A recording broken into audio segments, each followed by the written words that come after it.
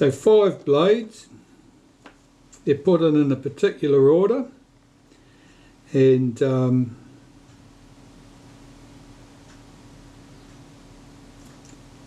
here's blade number 5. These are all very sticky with oil. Blade 4, blade 3, 2 and 1. Now unusually there's no blade here that's marked as blade number 1. Typically the blades have an extra hole in one of these which designates blade number 1. Almost invariably it's not the case here. It probably means that one blade was replaced at some stage, or possibly 5 blades were replaced at one stage. Doesn't matter. Won't cause us any grief. Let's get this mechanism plate on the block. First thing I want to do is check the action of the lever here. That moves freely enough. And the settings lever, the blade actuating ring below it, moves freely enough. We'll remove that screw. In this case there is a shim washer under that screw head. That's quite uncommon. It's just to take up some play, otherwise there'd be a bit of rattle in this lever.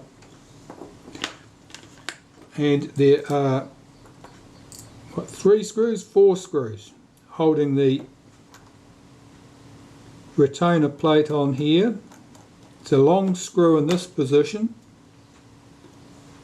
Now quite typically these screws are held in with some lacquer or Loctite.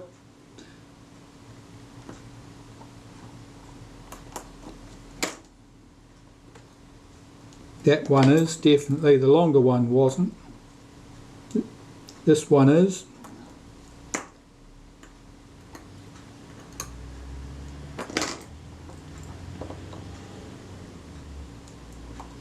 And so was that one. And lift off that plate.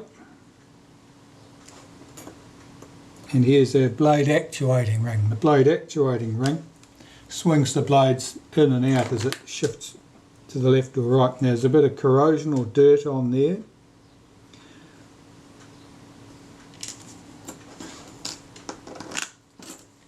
Zoom you out.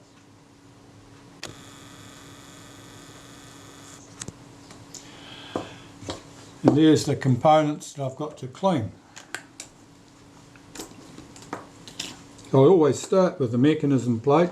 And there's a lot to be done here. You can see there's a lot of filthy old grease on here. That's very sticky. That all needs to come off. So all that surface around the inside edge there, that needs to be cleaned. Needs to be cleaned in here inside the lens tube. All the rear surface needs to be cleaned, particularly this groove around here that the blade actuating ring runs through.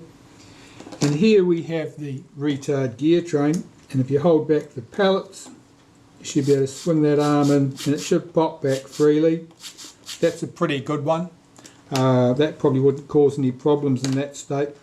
This has all got to be flushed carefully with naphtha to get rid of any old dirt and grease and dust and stuff. And this blade actuating ring, yeah, those marks there are a little bit concerning. They do look a bit like corrosion. I might polish those off. We'll see what happens when I get to that stage. Right, first things first, dealing with this. Let's start this cleaning process.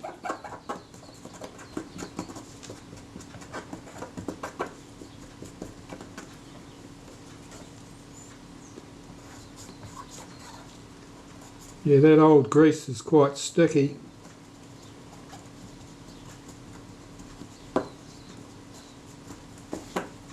Now when you get to the retard gear train here, you want this lever pulled back out of the way, otherwise you're in danger of damaging that hairspring. So hold the pallets back here, I'm holding them back with my finger. Swing the arm right across, release the pallets. That leaves that coil spring wound up tight so that it's not in the path of anything. That means I can run a cotton bud soaked with naphtha around the inside there and wipe all that surface clean. That went smoothly.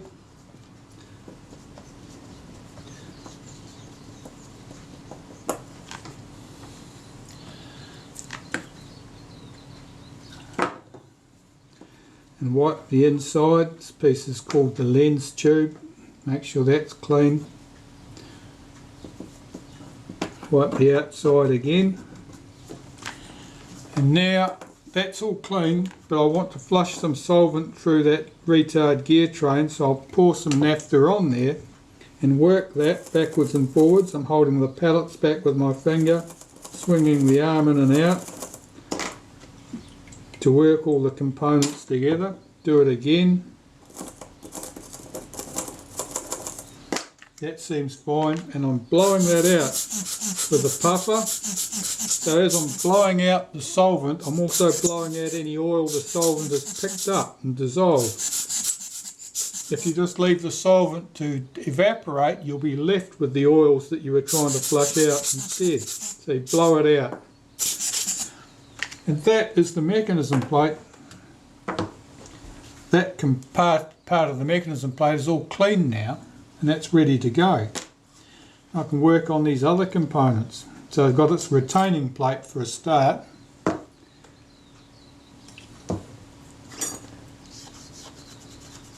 This is the face that goes against the mechanism plate and retains the blade actuating ring. You can see there's a lot of dirty marks coming off here, so that's old oil and so forth. I'm looking at the state of this. The surface is a little bit marked. That's like surface corrosion. It's quite light. It probably causes no problems. This is another component that often shows fingerprints if people have been grasping it between their fingers. And I can see a fingerprint here and one here. And it just etches into it. And I'll clean this face. This face faces the shutter blades, and these bright spots you see here are little pins that form the pivots for the shutter blades to swing on. The surface is a little bit marked too. Of course, that's fingerprint there, here, probably over there. So that's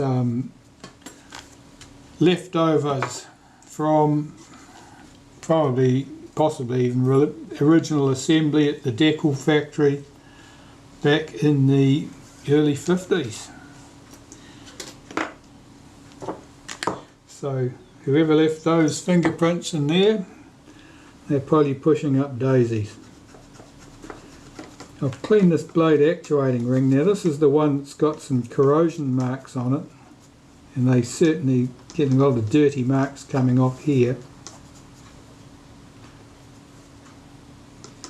So I may clean that with a bit of Brasso, see if I can polish that stuff off. It's certainly okay on the other face. It's just here at this point. A lot of that's coming off, so it's not just corrosion. There may be some dried filth on there. Now interestingly, what was it? It was here on the speed settings cam plate. That had a big lump of crap on it. Something unusual. It could be of a similar nature. So it could be something that was spilt onto the shutter that has caused that. Or it could be coincidental. Right, I'll try cleaning that with Brasso, see if I can get that marks out.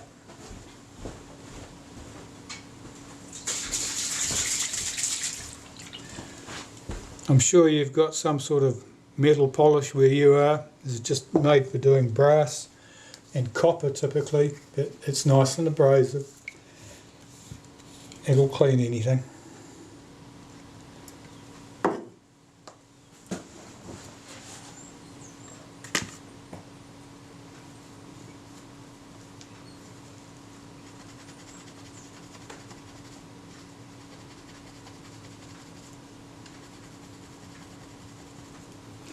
And what I'm wanting to do is see if I can make those marks of corrosion go away, or at least be sure that everything is polished down smooth. That if there are pits in it, that probably won't cause a problem, but you don't want high spots. That's actually cleaning up very well.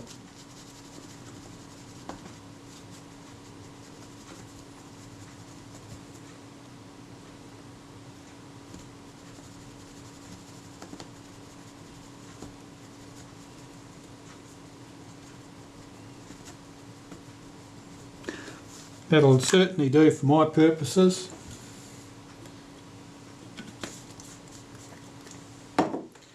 Yeah, this camera has come from a far more tropical country than New Zealand, and it's probably quite humid there at various times of the year, and so corrosion is always a possibility in situations where you get high humidity.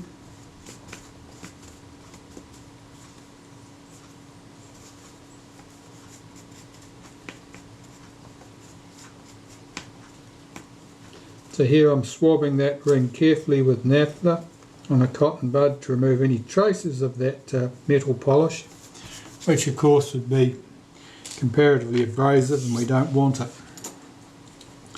So assembling these parts. Blade actuating ring goes on in one position only. The little pin on it sticks up and drops into that hole. Or should do. Why is it not going?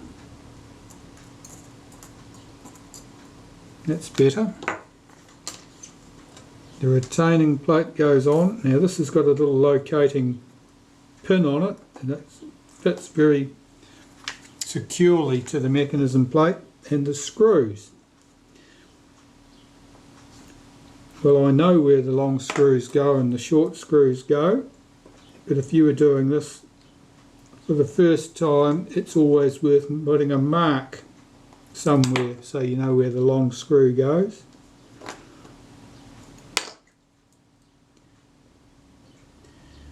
You can tell by looking at the other side of the mechanism plate, because if the screws are sticking out somewhere where it looks like they'll foul some component, then probably that was a long screw where a short screw should have been. The long screw goes in this position.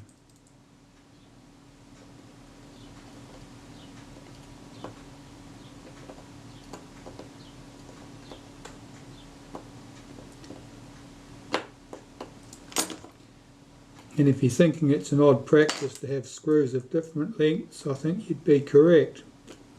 If the short screws are not too short to do the jobs in the positions the short screws are fitted, it stands to reason they wouldn't be too short to do the job in the position that the long screw is fitted.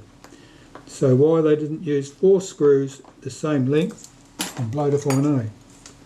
Just check that the action of that is good, that's moving freely. And the lever, whoops, which I've just flung onto the floor, goes on next. Right, so I'll clean this lever. This is quite clean. No obvious problem there. It's screw.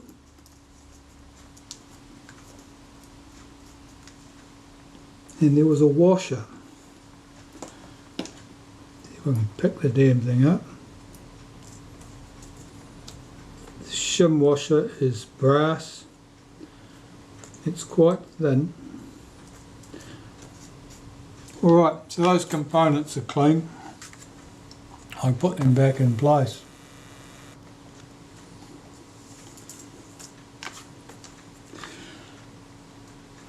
So typically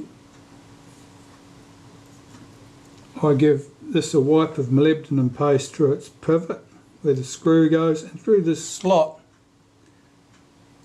where it runs on the pin on the blade actuating ring. Lower that into position. Yeah, since this had a shim in place, we'll put a shim back there. If the lever is stiff in action, it probably means that the shim is too thick or wasn't required in the first place. We'll just try that and see what happens. It seems to be fine. I'll just nip that screw up. That's good. And hook its spring into position. Seems nice and snappy in its action. Just flip the shutter blades back out of the way.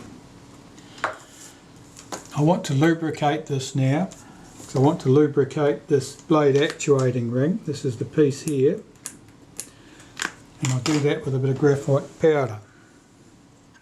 Now I've got a bit of loose graphite powder in this container because this is typically where I do this particular job.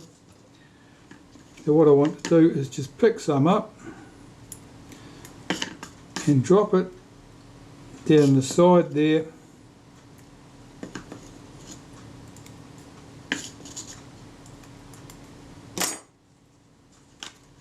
And then I want to work that blade actuating ring backwards and forwards to allow that graphite powder to work its way in to between contact surfaces.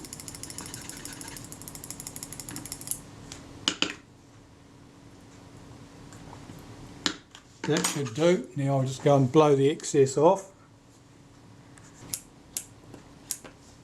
That feels nice and smooth, and the action is very prompt.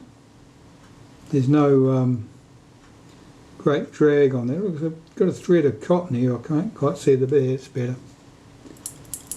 That feels very good. Now I'm going to do the same again for my retard gear train. I'm going to lubricate that with a bit of graphite powder. It certainly runs quite freely. A bit of graphite powder won't hurt it. So I'll do the same thing.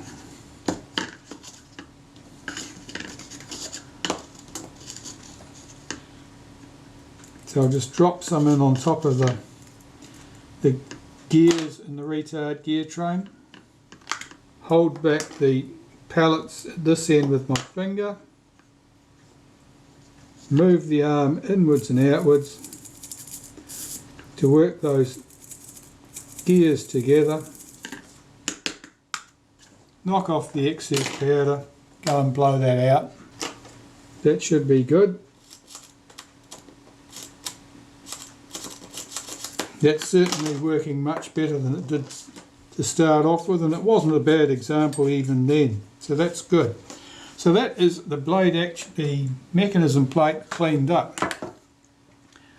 I'll give the surface here a last wipe over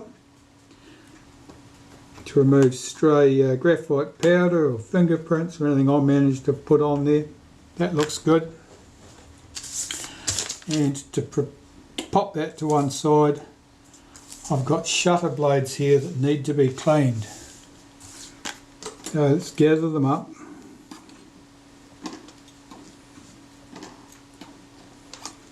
Now these are quite oily looking, but apart from that they look fine. I didn't notice any corrosion on them.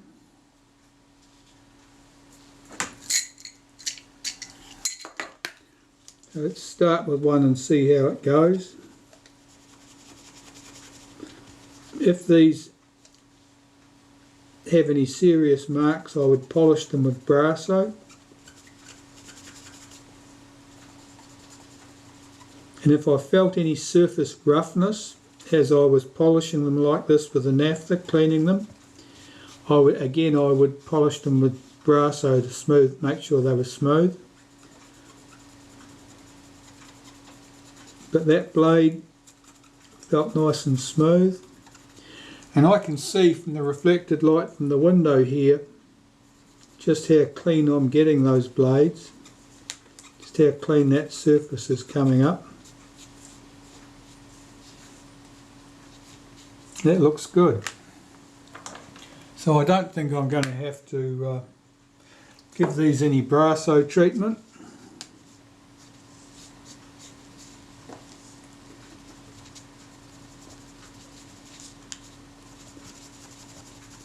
The oil that gets on the blades, where did it come from? Who put the oil in the shutter? Well, no one put oil in the shutter. Most likely the oil has settled in there, and it's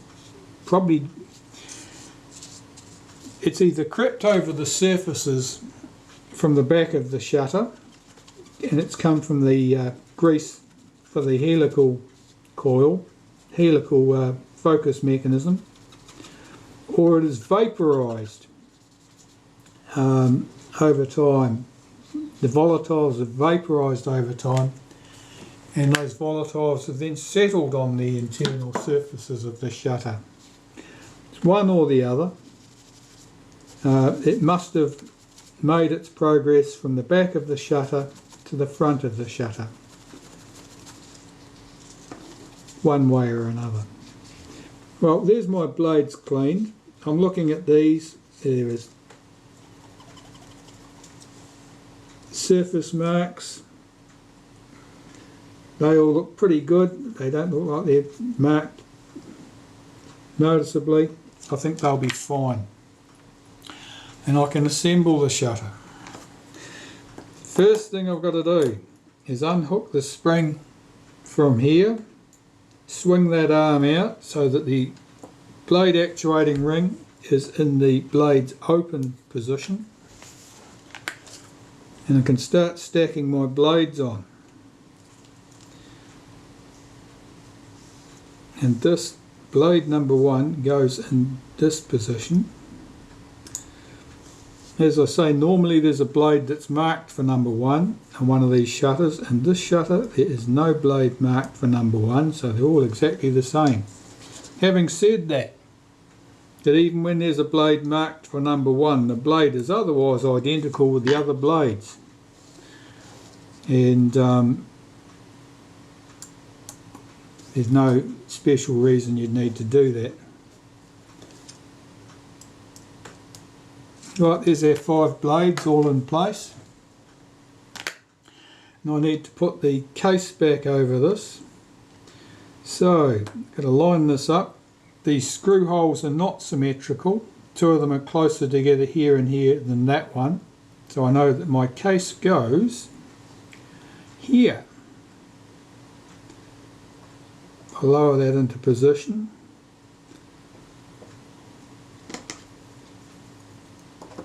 Give that a wriggle, make sure the screw holes are lined up. And we've got 3 case screws.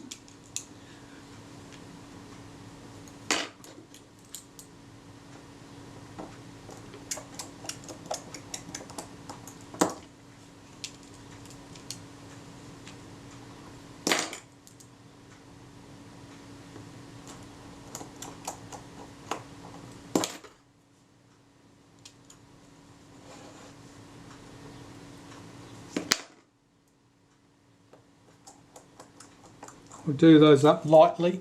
I'm not doing them up tight until I know that everything's in place. That looks good. Put the spring back in place, check the action. That feels good. Do my 3 screws up tight.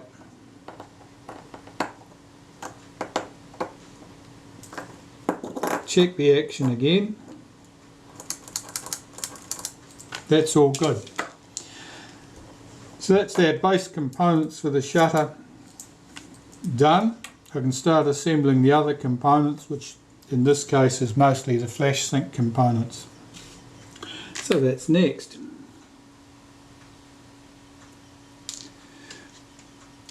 Now the flash sink componentry, we start with this metal plate. It's the earthing plate, if you like, for the flash sink.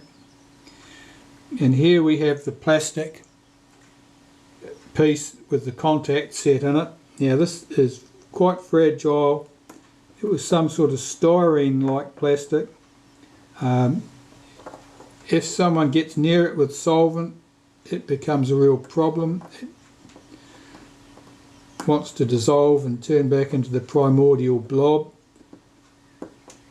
So, and typically it's split at the end too, because the plastic's quite brittle, and as a result it doesn't want to go down inside the square hole easily. In that case, best course of action is to loosen these screws up slightly to give us a little bit more wriggle room. So there I'm giving them about a quarter of a turn, no more than that, or the shutter blades might fall out of place. And see if I can get this plastic piece wriggled into position.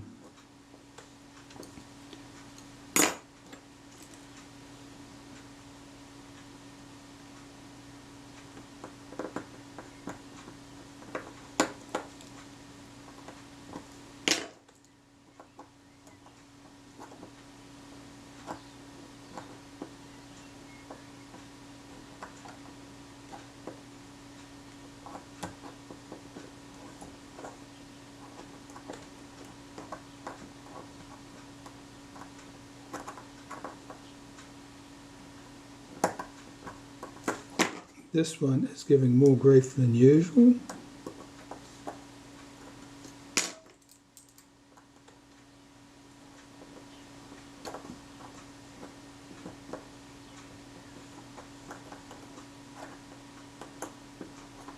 There it is, it's going.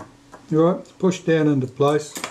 I can put its fixing screw in. In this case it's a brass, plain brass screw.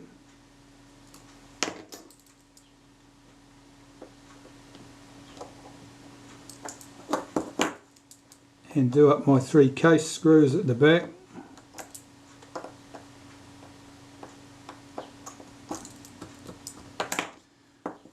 And that's our flash contact back in position. That was good. Good to have it done. It's more of a nuisance than usual. More componentry.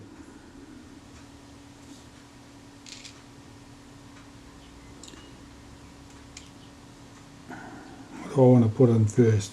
I've got to clean some components here, so I'll get them sorted out.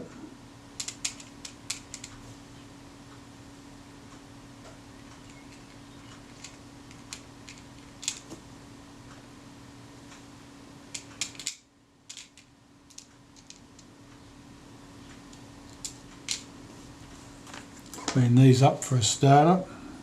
There's my pallets, the pallet wheel and the sector gear, which will the gear that drives the pallet wheel, and the sector gear which drives that wheel. We'll get those cleaned up.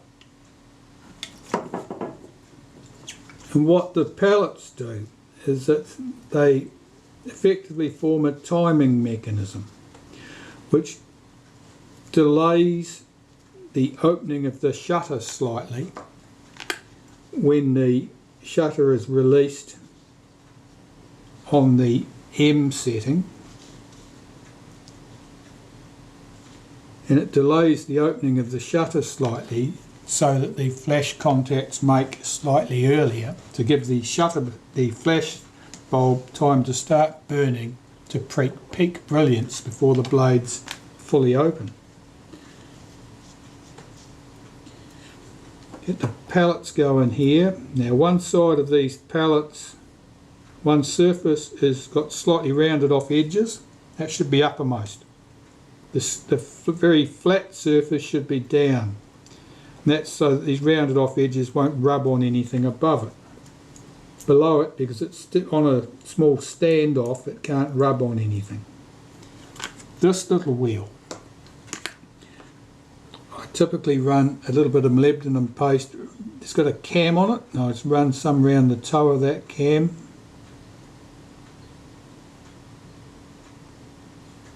Touching the centre can't hurt, and as that moves backwards and forwards, it revolves the pallet wheel, which rattles the pallets backwards and forwards, which controls the timing.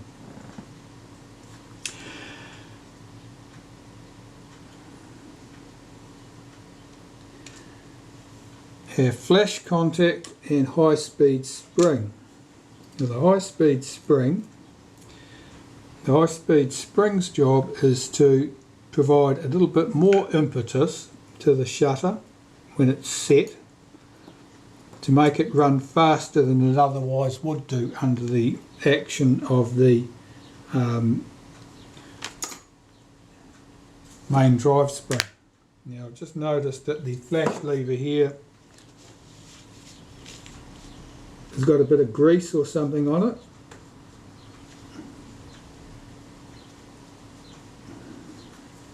A bit unusual, usually that's quite clean. And this is a contact and a lever and a spring which I've got sitting here all together as an assembly. They'll often come off together. If they come apart, they're a bit of a fiddle dropping them back together. Just checking the action, that's good. Got to make sure that I don't have this arm trapped on top of the lobe of this pallet, this cam, when you're screwing it down, otherwise you'll end up bending this arm. I'm checking as I revolve that cam that you'll see the lever flip from one side to the other and it moves freely. That's why I lubricated that front edge, the toe of the cam, with a bit of molybdenum paste. That's good. Now this lever,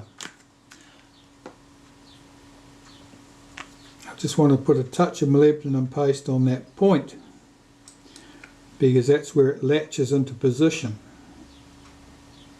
It sits over the post there. This is two levers joined together. They're held together by a spring.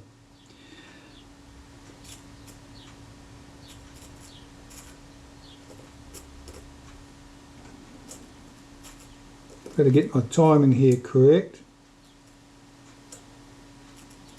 One tooth out. That's at least a tooth out. Now I've got a thread of cotton floating around it here. I want rid of that.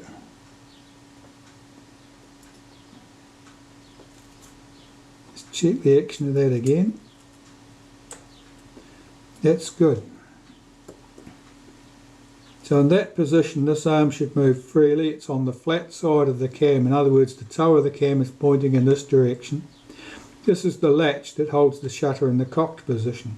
If that's swung over and we can pull this arm back, the cam will run against this front surface. Still got to get rid of that piece of cotton. It's driving me nuts. That's it. But so swinging that into the cocked position, I can swing that around and that holds this. So it can't swing in now. This latch is holding it. And I need to fit its spring in place here, which is a little bit fiddly, and I need a different pair of tweezers. Sometimes I need two different pairs of tweezers by the time I manage to get the thing in. Here's my spring.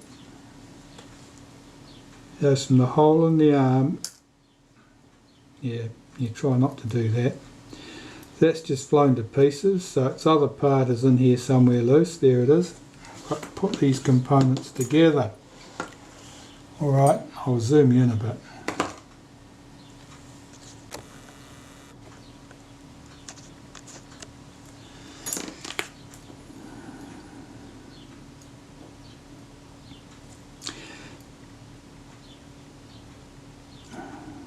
This lever sits on there like that, and it's held together with a spring from underneath, which has to be hooked into place.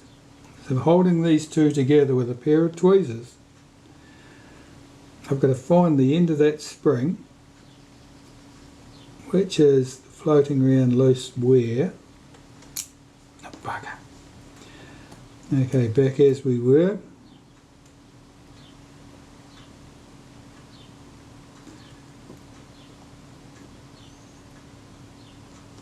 This is one of the fiddliest of tasks.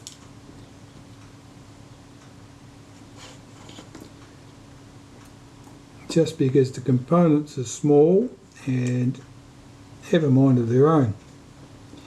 Right, that sits on there. We grasp them together with a pair of tweezers, and under here, can you see any of this? No, you bloody can't. None. You can see none of that. Sorry about that. Okay, so under here, there's the spring. I've got to lift that, bring it around here and hook it behind there.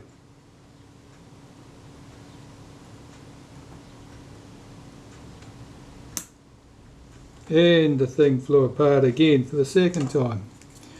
I've obviously not got the best pair of tweezers to hold this thing together. We'll use a different pair. Getting tired of this. Alright, hold that up. Take another pair of tweezers, hold the bloody things together. Lift this spring around.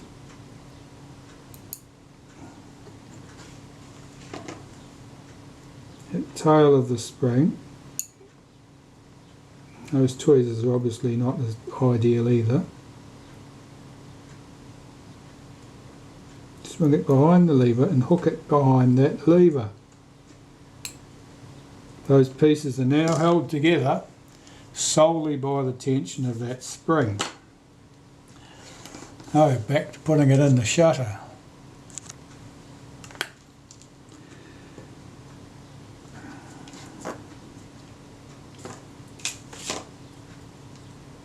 Drop that over its post. And check my timing, which is probably miles away. Flaming is.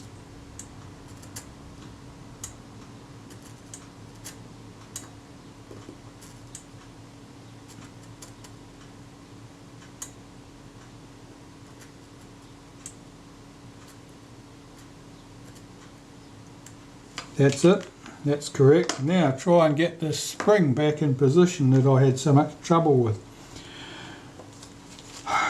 Right, what tweezers have I got that have got a better point on them and look fairly robust? Let's try this pair.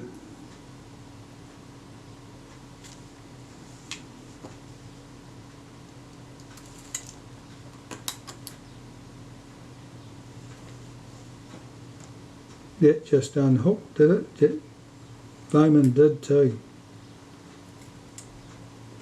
Let's see if I got my timing right. No, I haven't.